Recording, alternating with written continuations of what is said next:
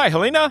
Hi, Adam. And hi to all of our listeners. And welcome to the season finale. You've made it through probably most of or some of season 1. We certainly have. Boop, boop. Wow, what an exciting episode we've got for you today.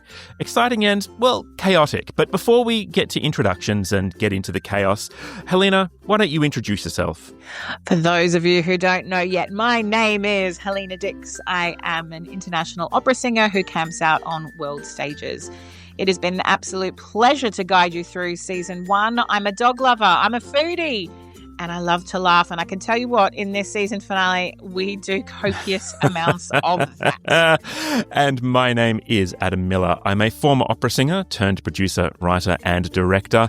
And Helena, you and I have had the great pleasure of working together in lots of different capacities over the years, as we both have with the tenors that we have on the episode today. We have the incomparable Henry Choo, we have the fabulous Mark Cunningham, and we have the absolutely amazing Christopher Turner. Mark Cunningham is a classically trained tenor and former West End performer with a career spanning opera, concerts, and luxury cruise ships worldwide. He's performed with English touring opera and continues to appear regularly on the concert stage. Henry Choo is one of Australia's most versatile lyric tenors, known for his expressive voice and wide-ranging repertoire. He's starred in major roles with Opera Australia, Western Australian Opera, State Opera South Australia, and Melbourne Opera. He's also a frequent soloist with Australia's leading symphony orchestras and has performed across New Zealand, Hong Kong, and Europe. Christopher Turner is another versatile performer with credits across the UK and Europe. He's a graduate from the Royal Northern College of Music and the National Opera Studio, and he's performed with English National Opera, Scottish Opera, Opera North, and so many more. Christopher is also a respected vocal professor at Birmingham Conservatoire and the Royal Northern College of Music. Now, this episode is in a game show format as we pit tenor against tenor, and they tell us some stories along the way. If that sounds interesting to you, then listen on. I've got a problem because you don't want to get marked down in this game. This is my guess. I'm having a little trouble with the accent as well, if I'm honest, but you know. Oh my Says God. the Welshman. What the? Also, Adam, you say they don't want to lose points, but several of them have already given me a hard time and been horrible to me, and surely that's like negative points to start with. What is the game again? Sorry, I did read it, but it's a long time ago, and I am a tenor. I think it's Rib the Aussies, actually. Well, to be fair, Adam already sounds like a dialect, and every so often he echoes so much that I'm like, it's kind of sexy. Oh, so now you're getting extra points. Oh, that's revealing something. He could absolutely be singing that under my umbrella, Ella, Ella. He wouldn't need to do the echo. It'd be there. Chris, have you warmed up? You sound better than usual. That was really good. Oh, snap. I think it's time to kick the game off. Are we all up for this game? Let's do it. Yeah, bring it on. do it. So we've got Henry Choo, Christopher Turner, and Mark Cunningham, our 3 tenors who will be competing today for, well, let's just say bragging rights, because tenors, they get everything anyway. And our first game is called Opera or Invention. And the rules of this game are, Helena and I will give you a phrase in a foreign language. It may or may not be the name of an opera, and it will be your task to determine if it is an opera or not. So, for example, if I say, Il Barbiere di Sevilla, have I mentioned that I've been in the Barber of Seville before? Yeah. Once or twice, yeah. Is it the only opera he knows? Great. In fact, Adam, you've mentioned it so many times that people get drunk from listening to the podcast because they now take shots every time you say it. It's my favourite shower comment. I listen to this podcast in the shower and I love it when he talks about Barber of Seville. And Chris Turner, that's how you get extra points. Already mentioning that you listen to the podcast in the shower, extra points right there. Fabulous. So we determined that if I say Il Barbiere di Sevilla, that is an actual opera. If I were to say Il Tenore senza talento, then that would just be Italian for the talentless tenor. We'll say that that's not an opera yet. But I feel like I've been in that opera a few too many times. Yeah, I think that's my career, actually. Okay, guys, before we start the game, we're going to do a buzzer check. Now, because you're all tenors, we thought it would be a great idea that you sang your name. So we'd like to hear Now, don't blow out the microphone, okay? And just, keep your bits intact. Can we hear your buzzer, please, Mark? Mark. That is the most tenorial sound we've ever heard. We love it. Wow. That's that straight tone that you've been going for is a thing. Okay. And now, Chris, can we hear your buzzer, please? Stop. Oh my God. Oh, there we go. Did that register? Was it loud enough? I'm not sure. I've got a condensed microphone and I'm panicking you may not hear me. Can I just say to everyone who's listening, because we can see all our competitors, that Chris actually rolled back on his chair to prepare for that. I mean, I did. It's all about the preparation. It's all about the preparation. Everything in life is about preparation. Thank you, Chris. Okay, and Henry, we know you're a little under the weather at the moment. So I believe that you've got an understudy for your buzzer. Would you be able to play us your buzzer? Henry. Excellent. So Henry is currently auditioning for the role of Sarastro due to his chest infection. Fabulous. So we've got our 3 buzzers. Fantastic. So now that we're all warmed up, let's begin the game. Helena, do you want to give us our first phrase? Okay, guys. So I'm going to give you the phrase and you're going to try and guess whether it's a real opera or it's made up. No cheating, because I can see the reflection in your glasses if you do. Here we go. The name of the opera, air quotations, is Ottone in Villa. Mark. Okay, yes, Mark. No. No? You're saying it is not a real opera. No. And what makes you say that, Mark? It's just a feeling I A have. feeling. Yeah. Tenors going with gut instincts. We love it. Gut instinct. Okay, I can reveal that Ottone in Villa is actually a real opera. It was Vivaldi's first opera. Oh, kiss my... And... Who? Who? Shut up. It's a raunchy tale of cross-dressing and crossed wires that nearly ends in murder, but ends in marriage. So actually, I'm quite surprised any of you haven't been in that if it's cross-dressing. I mean, that sounds like totally up my alley. Totally, Hen. Yeah, totally. See, I sat there and thought that's Helena's whole role debut in every role that she does. She's always in love with someone and wants to kill them eventually, doesn't she? You know? Did you say it was Vivaldi? Yes. Yes. Gosh. I actually was going to buzz in, but I forgot what my buzzer was. I actually forgot what it was. I panicked. I went, oh, okay, just not going to say anything. Oh my God, that is so tenorish. Wait. Chris Turner, you got stage fright. I didn't get stage fright. I just panicked because I couldn't remember what it was. It's going well. Well. Yeah. Okay. Over to you, Ads. Okay. Next one. L'uomo in ferro. Is this a real opera or is this a made-up phrase? Chris is cheating. I can see you guys typing. I'm taking points here. No idea. No, the light that you can see is this light. It's a spotlight. I have to have my light. Come on, someone has to buzz in with an answer. Stop! I'm going to say no. And why would that be? Why would that be? I don't know. I'm just saying no. Can I say no? Maybe. Can I call a friend? I want to back Chris up because I would have said no too because it actually sounds like a Tinto Brass movie. You can back me up any day, Henry. Well, I'm going to say, Henry, you were right that it is a movie title. But Christopher, you buzzed in first, so you'll get the point. It is actually Italian for Iron Man. Oh, wow. There we go.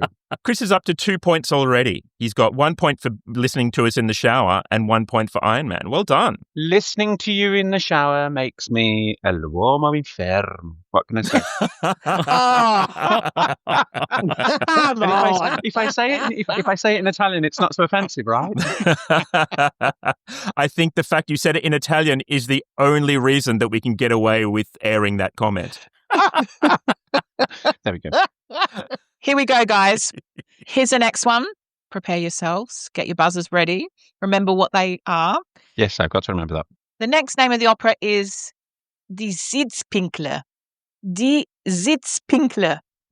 Henry's lost it. Yeah, that's... Anyone want to buzz in? I don't think that's an opera. Heck! I'll say no, that's not an opera.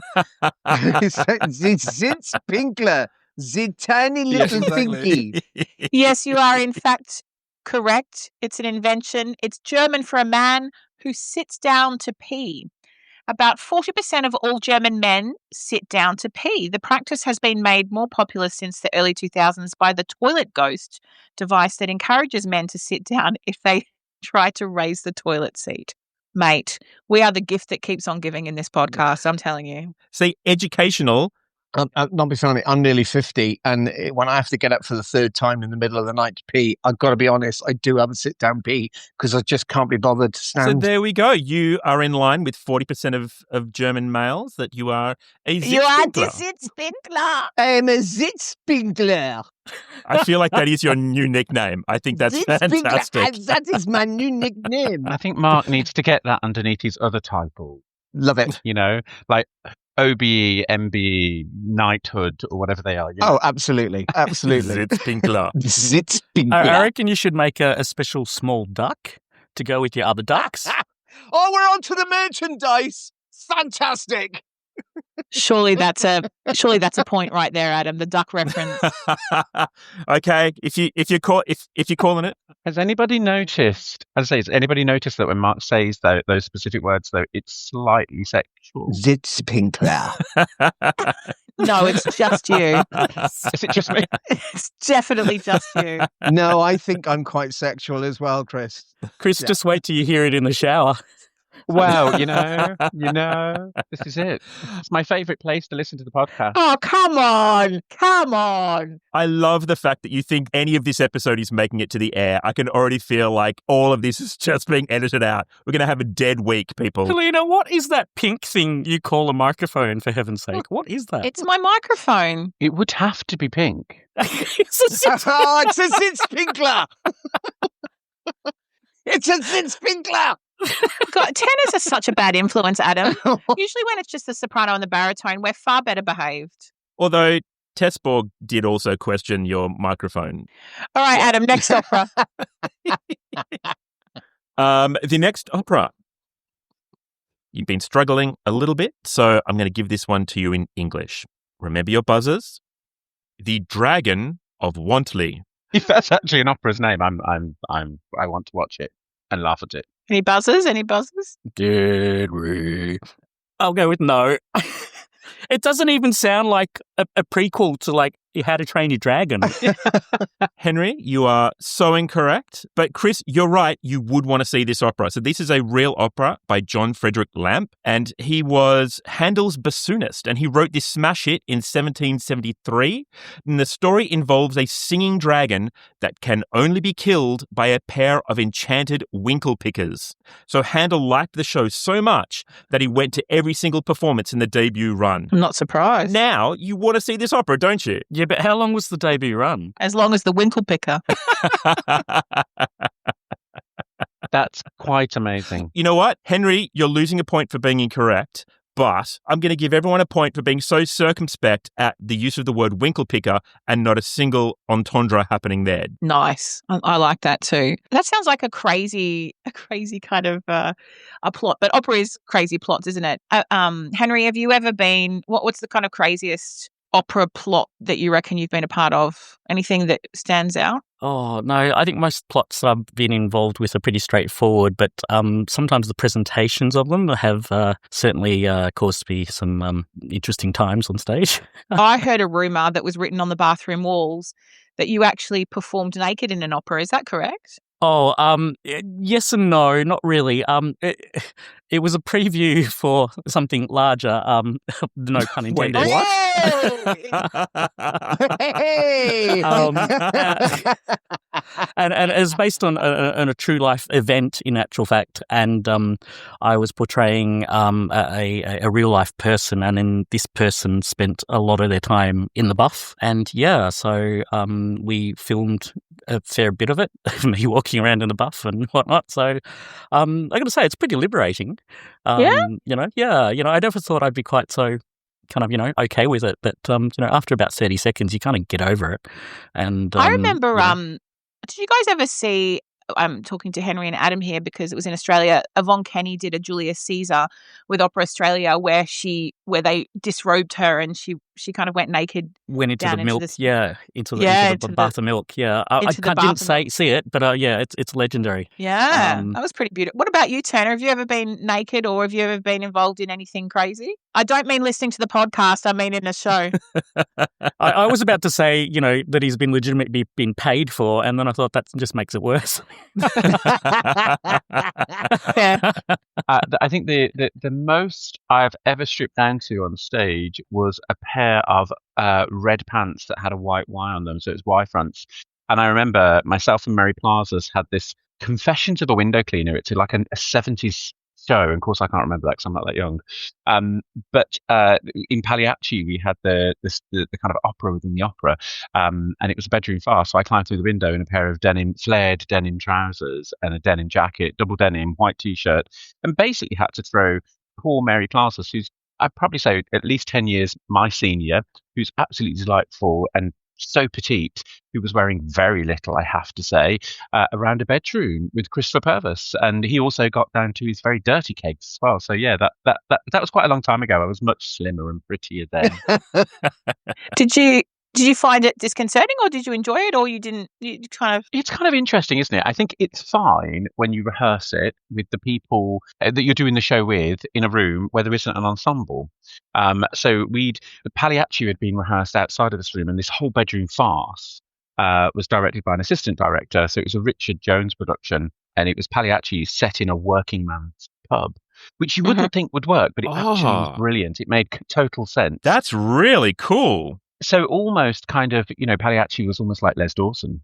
He had a wonderful tenor called Geraint Dodd, a Welsh tenor, who performed the role. Oh, Geraint. So we rehearsed all of our little bits without the main cast, really. Obviously, Neda, Mary Plazas went and did her bits elsewhere as well. But I was really only involved in that one little section because they kind of cut Bepe's bits in the beginning with the chorus. But then to do it in front of the chorus, who you know really well. But, English National Opera's chorus are super supportive. And there were no titters, I don't think. There was no laughing, no titters. And if there were, I was so anxious about actually doing it that I didn't really notice. But as Henry said, once you get past that initial first 3 or 4 seconds, that's it, it's done. And then you're just in the scene and you don't care, Yeah, I mean, if they want to look. I bet, there's nothing to see. Well, they're going to look, aren't they? That's it. Yeah. But we're all human, aren't we? What about you, Cunningham? Have you ever had anything like that or any raunchy costumes? I think the weirdest thing I did was a gender reversal Don Giovanni, where I played Eddie Elvira. Oh, was this in the club? This was in Heaven nightclub. Yes, in Charing Cross. Yeah, Duncan Rock played Don Giovanni, and there were it was quite crazy because they erected they had a stage at the end, but we also used. There's balconies around, so we had to climb on the balconies. They had the orchestra playing on the balcony, and I don't want to swear. We quack it out, yeah. But you can quack it out, can't you, Adam? So one of the lines I had to sing was he said he's fucked off all night. Fuck you, you fucking bastard. So there was quite a lot of swear words in that. But it was really interesting, and yeah, I didn't have to strip naked, but I was fondled quite vehemently by Duncan Rock. Lucky you. And bucket list. Big boy. And also, one of your previous guests, Sarah Playfair, came to watch it, and I saw her afterwards, and I said, "What do you think?" She said, "Well, it was definitely different." It was definitely different. Yeah.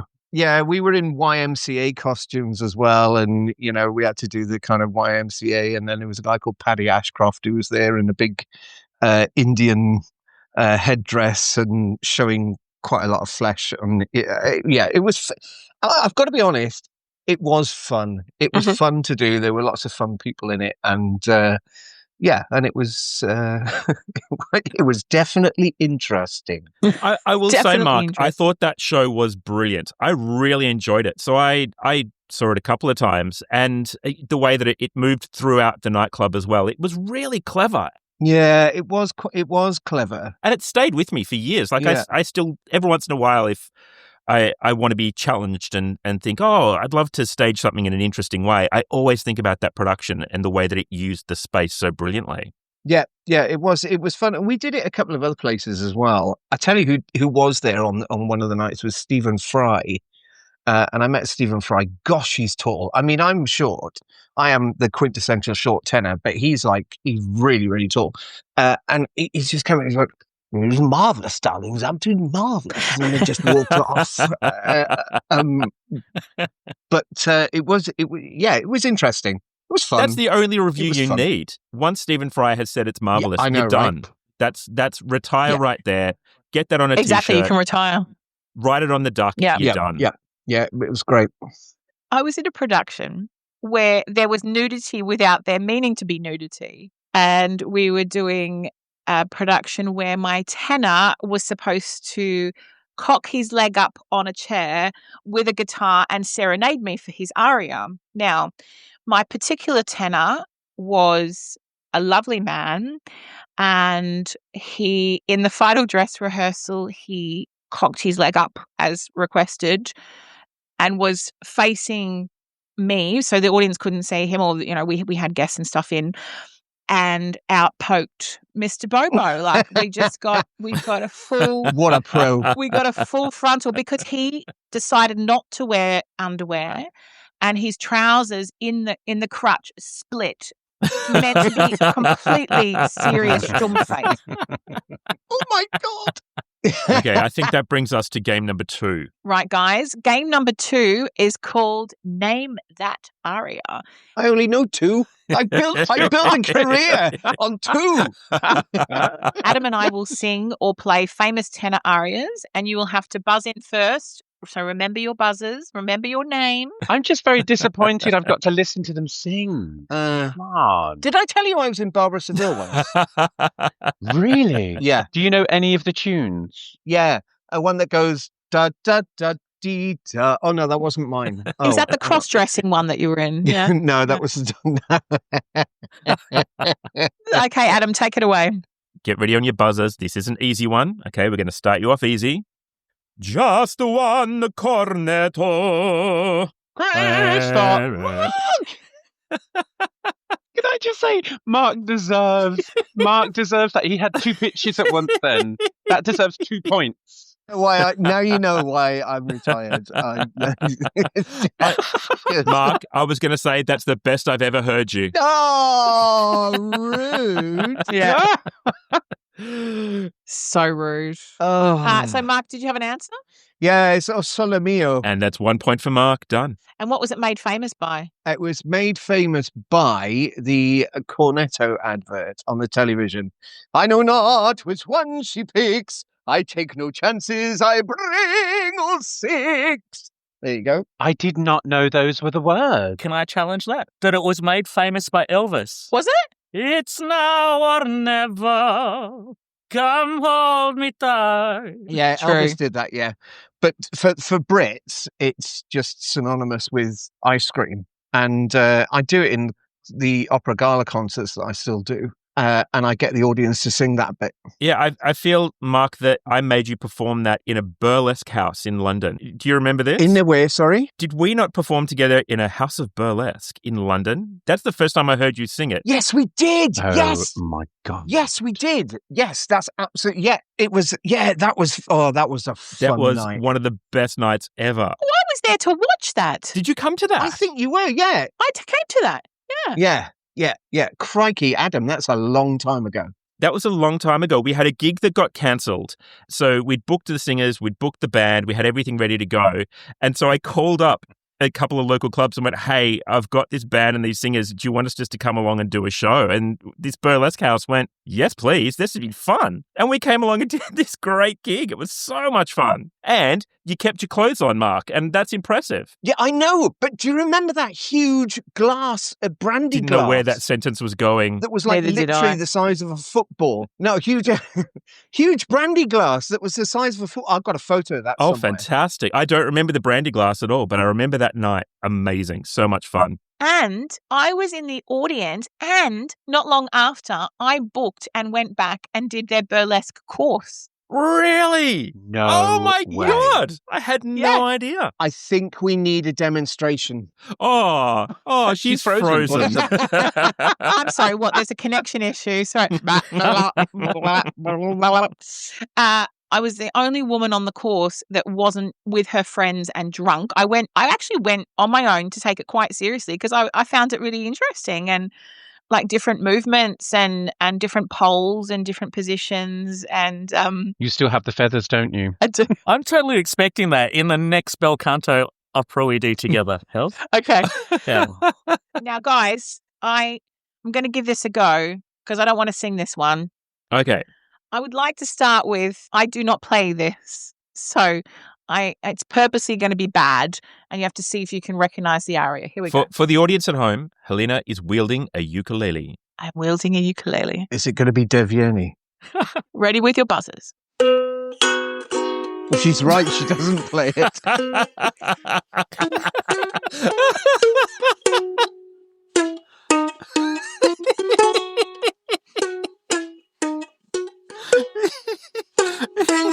I have no idea. Mark! I've got that. Mark, on. I've got that. It's La Donna Immobile. It is! How did you guess that? What? Oh my God. Come on. That's how Bomb. I sing it Chee. now. Bomb. Chi, chi. Wah, wah, wah, wah, wah, wah. Wah, wah, wah, wah, wah. See? That's exactly how I sound. How long have you been studying music? I love the way that you go wah wah wah wah, and then you're moving your hand. It's like going wah wah wah wah wah wah. It's all the same notes. What's this studying malarkey that you talk about? But she still did her hand movement that she does when she's doing her videos online. She's like, bang, bang, bang, bang, bang. It was the eyes. The Can I eyes. just say- I was very Can I taken just by say, your I eyes. got up half an hour earlier to practice that, so thank you so much. What a for waste recognising of time. Wow. What a waste of time. Excuse We need me. to talk about how you use your practice time. All right, Prof. All right, Professor Turner. Oh, dear. Oh, dearie me. All right, Adam, it's over to you. Everyone, Okay, buzzer's ready. here we go. This is the third and final one for you. Na, na, na, na, na, na, na, na, na. Stop. Oh, Helena, you're going to have to call it. I didn't hear who came in first. It was kind of Henry and Chris at the same time, to be fair. But I knew it as well. I just thought I'd give someone else a chance. Can I go first? Because I think I'm wrong. Oh, come on. I'm the Chinese prince here. Hello. It has to be me, right? Yeah, it has to be, surely. Okay. Was it Three Blind Mice? And that's a point off Chris. Was it the Melbourne football team theme song? And that's a point off Helena. So it would be from that wonderful opera to which my daughter was born, Turandot, and it's the aria Nessun Dorma. Very well done. Very well done. At least somebody gets a point out of that. That's impressive. We'll give that to you. That was actually much more melodic than I was thinking it was going to be, Adam. That was quite nice. Oh, come on. He's a tenor in disguise. I'm going to say when I wrote the notes for this episode, I wrote that I was going to sing that like a football hooligan. And I love the fact that you still kind of recognized it because I felt like I was going full football hooligan. But that's probably the best I could do. I have to say that was the least football hooligan I've ever heard. It wasn't very football hooligan. It was nowhere near butch enough. We're Chelsea till we die. We're Chelsea till we die. Exactly. See, Henry's on it. So you should have put those That's how it words should have in been. place. Even Fitz, look, you could have done "We are Chelsea until we die." You could have done that. Hang on. So you're all saying Adam sounded quite nice for his version, but you're all saying that I can't play the ukulele. You can't play the ukulele. Yes, that's correct. Yes, that's absolutely correct. Yes. I'm also concerned as this high-flying international soprano star that you are, that you thought La Donna Amabile went La Donna Amabile. You went up pitch on the guitar. Whoa. Excuse me. What I said was I can't play the ukulele. Yeah, you proved that. But what I can do, yeah, okay. But I wasn't trying to play the melody. I was just trying to play the rhythm on any string. So quite frankly, this little sassy thing that you've got going on, when I very clearly went boom cha cha, then I went gee gee gee but okay, it wasn't the melody. But because the tenors only listen for the melody because that's all they're good at. Oh, the tenor bashing has started. Oh, God. Oh, dear. Look, she's writing down on her pad. She's like, -1, all of them, -1. Minus 101. -2 for being tenors. And that's not even in the game. She's just taking points off you in life. In life. Do we know who's winning yet? Would you like a score check? So we have Mark Cunningham on 4 points. We have Henry Choo on 3 points. And we have Christopher Turner on 3 points plus an extra point for listening in the shower. So he's on 4. Boo! How many points do I have? You have 0 points for your guitar playing. You get -2 for saying that. So I had a thing, and now I don't have a thing. I hate it when I don't have a thing. Right. Weird songs that we've all sung. This was my really smooth transition into these gigs. So, again, it's all going to get edited. It's fine. I'm going to sound so suave and so smooth. It's going to be amazing. Well, it's a first time for everything, Adam. With that being said, Mark, I'm going to say weird places that people have performed. I'm pretty sure In a barn. I was going to say I've set you up in a barn, In a barn. with the lovely Miss Dix. Yes, in the middle of the English countryside. In a barn. Do you want to tell us about that? Yeah, it was hay fever season. Say no more. No, it was fun actually. This is where, on one of your previous podcasts I got a mention, and I actually think I sent Helena a message. I was quite excited that I got a mention on your podcast, to be honest. When you've had so many fantastic people and then my name got dropped, and I played it to all my students and went, I'm famous, I'm on a fun podcast. Anyway, you asked me and Helena to sing the Freddie Mercury Montserrat Caballé duet of Barcelona. Now, I'm not going to lie, it was truly special. It was special. It was special. It's one of the best things I've heard. It was great. I think that might have been the first time I sang with you, Helena. It was. And I remember thinking to myself, my mate Adam, who I'd been on tour with for a few times, with English touring opera, has put me singing Freddie Mercury against this goddess of a soprano. 2 points. So there's me going, I had a perfect dream. And she's going, wow. That's a good impression. Is that what I sound like? Yeah, actually, yeah. And then there's this noise that came out of her. I was like, how can someone make that noise, that huge, wonderful sound? People say that about me. And then there's me just going, hello. It sounds convincingly like his buzzer. I know.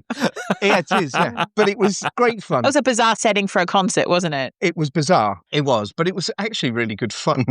And we share the joke when we message each other at Barcelona when we're having a bad time, when we're going through stuff and we just, type Barcelona in and it's just, yeah, exactly. So yeah, that was weird. I remember you saying to Adam, mate, do you want me to sound like Freddie, or do you want me to just do my voice? Or Adam's like, whatever makes it work for you. And you were like, you were so stressed. You were like, that's a committed tenor. But that's the thing, up until that point, I think I sang some musical theatre when I was younger, but then went to college and got that battered out of me by my singing teacher who went, no, you sing opera. And then that was the first time when I'd done anything that wasn't operatic. Yeah. I mean, this is a long time ago now. I mean, this is nearly 20 years? Yeah, I'd say, 15, 20 years. And I'd not done anything like that. So, of course, I was stressed. I had you there singing like you do. I had Adam there singing like he does. I mean, I've never... Can we just hear how she sings again? I'm here, I love you. It's very good. It's very good. And then there's Adam, who, Adam in his heyday was the quintessential Figaro from Barbara Seville. I think he did it once or twice. Oh, did you know that I'd sung in Barbara Seville? That's amazing. Yeah. I've read it on your biography. Yeah. 72 times on his biography. Yeah. Did you know that Adam was often, in his heyday, often compared to Bryn Terfel as well? In what way? Vocally and physically. Ah. In what way? He used to remind me about that fact when we were doing Young Artists together at Opera Queensland. Did he? Yeah. He'd come up and he'd go, oh, do you know, Bryn was like, 18 years old or 19 years old when he did this, but I did it when I was 18. I did it a year younger than him. and yet, whenever I walked around with Mark in the UK, the only person that I got mistaken for was some B-list television celebrity, a balding con artist in some magic show. Yeah, it used to be a program called The Con or something like that. And it was 3 people that would basically go around conning people out of this, that, and the other. And he was a tall, balding, bearded fella. And we were walking down through Covent Garden one day and went, "Hey, it's that bloke off the telly." And I looked at him, and Adam went, "Hi, how you doing? Yeah, hi, how you doing? Yeah." He absolutely played the part. He was like, "Yeah, I love it. It was the best sighting I've ever had. I talk about weird places that we sung. So Mark sung in a barn. What about you, Hen? Any kind of odd venues? No, nothing comes to mind, odd venues. But in terms of weird things that I've had to sing, I was working with Queensland Symphony, and I was dared by the artistic director to sing with a Chinese accent for the Every Valley thing. Brilliant. So and I went, "Are you sure?" And they said, "Yeah." And it goes, "Yeah, but Graham Abbott's conducting, and I've worked with Graham a few times before. Love Graham, but I, not sure how he's going to take it." All right, caution to the wind. Well, Graham stops conducting, puts his baton down on the stand, crosses his arms, and I'm thinking, oh shit, I am about to lose my job. Then he turns towards me, tears in his eyes, and says, "Mr. Choo, you are a very, very naughty man." Oh, I love that. Then the whole orchestra breathed a sigh of relief and we all cracked up and had a laugh about it. But I'll tell you what, just those few seconds. Just that moment where you were like, "Oh, this could go either way." Oh, I love it. But Graham and I go back a bit. Graham actually conducted my first principal artist debut opera, which was Don Pasquale for Opera Queensland. So it's really he's a wonderful lovely human. Man. Lovely. He was my first main employer in Melbourne. Actually, we did a really rare handle work called La Resurrezione. And he kind of he was one of the first people that believed in me. So always very true to my heart. Yeah. What about you, Chris? Any kind of odd venue? Obviously, like all of us, kind of normally in theatre and concert halls. But one of the companies that I used to do a huge amount of work with was what used to be called Iford Arts. It's now called If Opera. And they had this tiny little kind of... Love Iford. Yeah, great, lovely kind of, you kind of every meal's catered for. You put on about 3 stone while you're there because you're so well fed and looked after. The fees at the time were not particularly great. I'm sure they're amazing now. But you had a really wonderful time. It was very relaxed, but you produced some really good work. So they had this beautiful kind of Italian cloister, and we just met Beth in there. There's a lot of people. Oh, that's right, yeah. Yeah, and you would have only just about had enough room for a table to have a meal at, but it was wonderful for that. But it was a little bit strange, but you literally had audience members, and I think maybe only 50 audience members to every performance. They were literally less than 2 feet in front of you. I mean, some of them had to hear me sing, "Oh, feel ye," very close to them, Lucky them. One, yeah, well, it was a strange one. And then the other thing that I did when I was very, very young and very inexperienced, where I met Sarah Playfair, and didn't know who she was, of course, because I was very green, was at Adele Lee's memorial concert, which I believe was in Adele Lee's flat. Wow. Her London-based flat. I don't know if any of you know Adele Lee. She was superstar principal at something like 19 at Royal Opera House. She used to come into the conservatoire where I studied, and she was wonderful. Actually, she was the typical opera star. Always looked glamorous, and she would come in and coach us. But she spent more time talking about how to handle yourself in the career and what you should wear and what you should do with your hair and facial hair and things like that. She was wonderful. But I sang at a concert in her living room, effectively, in memorial to her. And I just remember at that event, it was all very rushed. But at that event, I had about 17 people take photos of me, and I didn't know who they were, and they were all very famous. So you had the head of Decca there, I think head of EMI Records was there, Sarah Playfair, and actually when you interviewed Sarah, I kind of said to her, I said, it's really interesting. I didn't know who you were. I said, and I just thought, who's this strange woman that wants to take a photo of me? Because at the time she was casting her Magic Flute with Kenneth Branagh, and within a week of me doing that concert, I had a phone call because she said to me, "No, I'm Sarah Playfair." Because Sarah's got a lovely, lovely speaking voice. And I said, "Oh, it's really lovely to meet you," as you do when you don't know who someone is. And I must have come across a little bit strange to her. And she said to me, "Do you mind if I take a full length photo of you?" Which I thought was a bit bizarre. And I went, "No." People ask me that regularly. Of course, yeah. Looking back, within a week of kind of meeting Sarah, I had a phone call from a very big, high-powered agent saying he's arranged a meeting for yourself and Kenneth Branagh in London. But I was like 21 to be considered for Tamino. I never did the audition, and never did any auditions. Never met up with it in the end because my teacher was like, "Absolutely not." So it's really funny that strange venue was where I also met this huge kind of casting figure, and also met the head of EMI Records, whose hand I shook and thought, "I don't know who you are." That's amazing. Can I just ask, Christopher, the full length photo that Sarah took of you, did it end up on your OnlyFans page?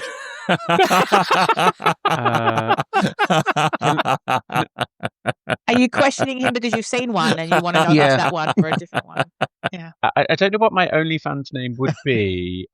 Cracks and Hacks, maybe? I don't know. If I had one. I of course don't know what OnlyFans is. Everybody's madly Googling it right now. But it sounds like something that I could make money in. What about yours, Cunningham? What would your OnlyFans name be if you've not already got one? Oh, God. The even concept of me having an OnlyFans page is just so wrong. What about you, Hen? What would your name be? I don't know, short and fast. Is that in relation to your vibrato or? Ouch! Oh dear. What about you, Miller? Barbara Seville. Yeah, there we go. Barbara Seville. We're sorted. La la la la la. I tell you what mine would be. On a previous podcast of yours, it would be Everything's Better, Smaller. That's worth 6 points. Height-wise. Before you say anything, Christopher, height-wise. That's height-wise. I'm very sad that your listeners didn't see Mark's eyebrows as he said all of this. It's all about the eyebrows. They told a million stories. They absolutely did.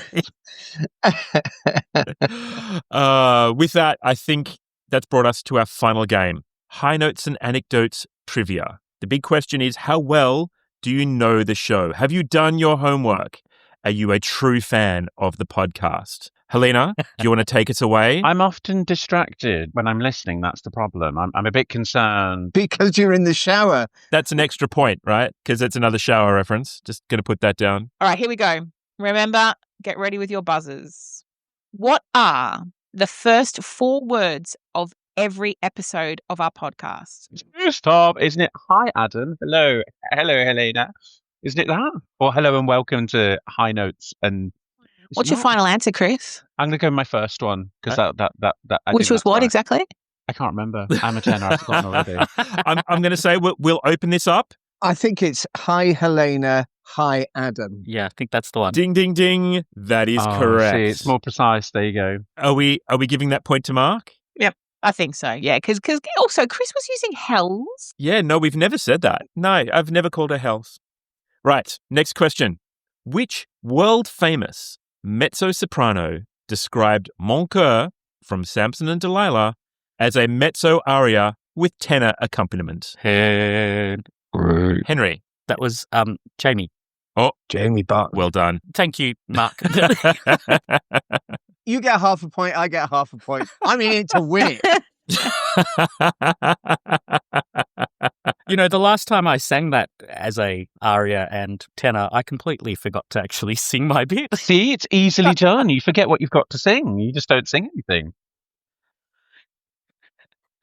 I think you were there, Adam. I think I was, yes. No, this one's going to be easy because we've already had a discussion about this. So get ready with your buzzers. First in gets the point. Ready? On the podcast, what sound is played when anyone swears? Hey.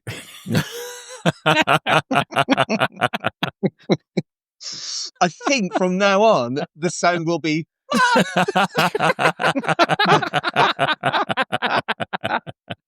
But it's actually Correct. It is. It's used a lot. I actually did. I got in before Mark, but I raised my hand. So I forgot again. Again, the tenor forgot his line. Oh my gosh, you're not giving tenors a really good strap here. I was preparing a high note. That's what I'm going to do, right? I'm singing high, my hands up in the air. My excuse for not coming in was that no one brought me in. So, Oh, there we go. Look at that. I love that, Henry. No one brought me in, so I wasn't going to sing. That's right. Yeah. Just point. Sorry, maestro. You want me to sing? You've got to tell me. Well, I'm sad to say that's brought us to the end of the competition. We have our final points. We have a winner. We have a clear winner. Christopher on 5 points. Henry on 4 points. And Mark on 6 points. And so... Whoa.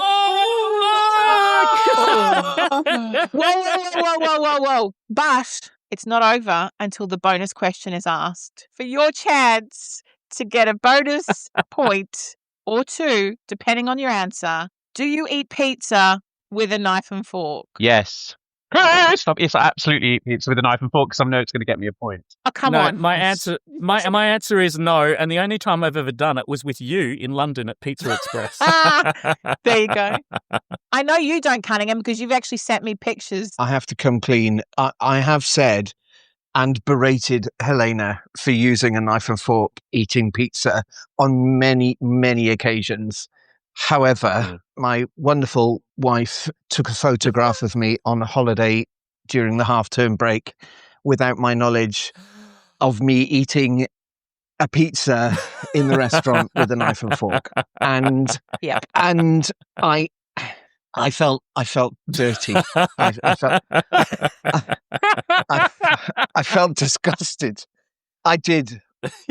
I felt disgusted with myself. Welcome to the team, Cunningham. Welcome to the team. I let myself down. I think that photo made it to Mark Cunningham's, retired and raging OnlyFans site. Oh, I'd like retired and raging. I love that. That is me. That's totally me. Retired and raging. Oh, it is retired and raging. That's me. Yep. Okay. Absolutely. 10% of everything you earn. I need 10% of everything you earn. Oh, you'll get 10% a note, pal. Well, Adam, it's up to you what you want to do with the points for that one. I think we're all in agreement that the three tenors here are winners. Absolutely. You were born tenors. You were therefore the winners of life's lottery. You are all winners here as far as we're concerned. Yeah, absolutely. Oh, thanks. That's great. the But love. but I mean, if we are playing this game seriously, we all know who actually won.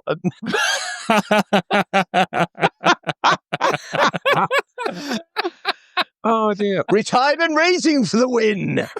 And we just know that Mark right now is already planning to go out and make himself a trophy. We know this is going to happen. I've already got one. Oh my God. We'll just tell our listeners that Mark is already holding up his own trophy, which was strategically placed right next to his microphone and desk. I love it.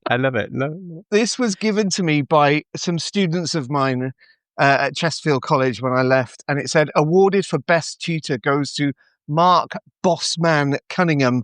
A quote from Mark. Cover. Boss man. Oh, Mark, you've come away with so many OnlyFans / nicknames now. Or is it just retired and raging? I'm sorry, it's retired and raging. Retired and That is me to a T. Yeah. What's Christopher's? Chris, I could think of many for you. I don't have it. I've always been called Christoph by some of my friends. I suppose that's it. Helena would probably say I'm like Mr. Loud. I was going to She say thinks I sing loud. very loud. Hashtag loud and proud. Yeah. Loud and proud. Yeah. Excellent. Yeah. Mine would just be. I was waiting for someone to say something nice, but you all failed. Well, it doesn't matter anymore. There's no points available. That's it. So, you know. The points are done. Oh, look, see, he's out of it now. Now there's no point. He's not in it anymore. He's like, I'm done. I'm retired. I'm raging. I'm done. Before we send you out into the tenor world, we do like to finish every episode with 5 rapid-fire questions. I'm going to guess you've heard these before, but are you all up for the 5 rapid-fire questions? We are. Mark! All right, here we go. Guys, can you juggle? No. Sort of. It depends how big the balls are, but I'm very good at it. This is a family show. It was, but I think we've abandoned all pretense now. Yeah. Oh, dear. Yeah, exactly. Oh, God. Okay. Have you ever busked? No. Yes. Yeah, I've sung Christmas carols in the street. We'll count it. We'll allow it. We'll allow it. Yeah. Yeah, I didn't get paid for it, but, you know. He's still very bitter about the fact that he didn't get paid for it. Look, did you see his face? He was like, I didn't get paid I didn't for get it. paid. What? Still raging, retired and raging about that one gig. Retired and raging, I tell you, very much so, yes. Okay, guys. So if you weren't a tenor, what job would you love to do that's quite far removed from your current careers? But I'd probably end up doing something to do with food because that's my kind of pastime. I love cooking. Yeah, you'd be a good baker. That's for sure. And you got the skill. What about you, Hen? Probably. I actually wanted to be a physio when I left school. And I kind of then, life took a slightly different turn. And many years later, I kind of did a massage course to kind of keep my foot in that kind of field. And Mark, what about you? If you'd asked me that question 10 years ago, I'd have said marine biologist because I am absolutely in love with everything the ocean has to offer. But since having my son, I now would, if I could have my time over again, I would be a special educational needs autism specialist because my little boy has autism. It's quite severe and there's so little known about it. I would try and do more research about it and that. So that's probably what I'd be. Oh, it's a serious thing, isn't it? No, let's say. No, that's fantastic. No, that's lovely, though. That's amazing. Yeah. Because, the stuff that we deal with on a daily basis, it's very, very challenging. He's wonderful. He's beautiful. And 80% of the time he's happy, but that 20% of the time it's really difficult. And he's what's called nonverbal, so he doesn't speak anymore. And I think that there's so much more research needs to go into why it affects us. But anyway, there you go. So I would probably be something to do with researching autism. Yeah, that's and fantastic. finding out. Nice. Amazing. In the water, definitely. If you could perform a duet with anyone in the world, living or dead, who would it be? And I will take points away if you say Helena. Let the record show. Let the record show that Helena was pointing to herself. Damn it. Leading the witness. What? Rude. I'm going to start with you, Henry. Gosh, that's hard, isn't it? Because there's so many to choose from. Yeah, that's really hard because there's so many wonderful singers in the world, living and gone. But actually, I'd love to actually perform with Chet Baker. Oh, that's cool. Yeah. Hey, nice. And the reason being is because I love listening to jazz. I'm not good at it as a performer, but I love listening to it. And I think just sort of dipping my toe in to perform with somebody who was, that influential, during his short, sadly, life, to sort of experience that firsthand would be quite amazing, I think. What about you, Chris? Difficult one, because I probably wouldn't choose like a classical artist or even anyone that's kind of from that kind of, I suppose, traditional classical background. But I've always had a fascination with singers like Eva Cassidy. Oh, yeah. That can kind of take you on a journey in the way that we kind of do as opera singers, but with the kind of tonality of a voice. That sounds like a really boring answer, doesn't it? But do you know what I mean? There's something about her voice I find very soothing. And there's also one other person I would absolutely do a duet with. Do you all know Postmodern Jukebox? Oh, yeah. Oh, yes. So Postmodern Jukebox is the lady that does the I'm all about the pain. I love Partly her. because of the fact that when she sings, I actually get like funny chills, like I might fancy her a little. I don't know. Oh, like when I sing. No. I'm often kind of sat there going, it's really loud, But maybe if you Right. maybe No, if you, sorry, we're done. Sorry, we're out of time, Chris. Sorry, Mark. Cunningham. It is really difficult because obviously right now I want to say I'd like to sing a trio with my fellow tenors on this podcast. Oh, that's a good answer. Oh gosh. Oh, 3 little maids from school, are we? 3 little maids from school. I think because, O Solo Mio was referenced earlier, I think the three of us, when Henry's healthy, we should all do one of those funny little mashup things where we all sing a little bit of O Solo Mio and just one cornetto. And Henry can do his "It's Now or Never," and I think that would be great answer. because you guys are fab. I mean, it's the first time I've met, but I've had such a great time. Nice. All right, guys. Okay, here's our final question. So, if you had to enter the room every time with a personal theme song, what would your personal theme song be? Let's start with you, Henry. It's gotta be Freddie Mercury's "Don't Stop Me Now." Oh, that's good. That's a good theme song. Chris? Don't know. I'm like sat here thinking. There's so many songs rushing through my head. I'm like a bird. Yes. I only fly away.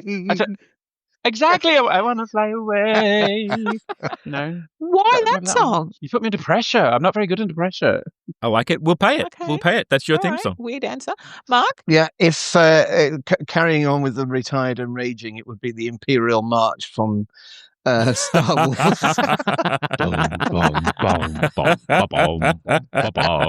Absolutely. Yeah.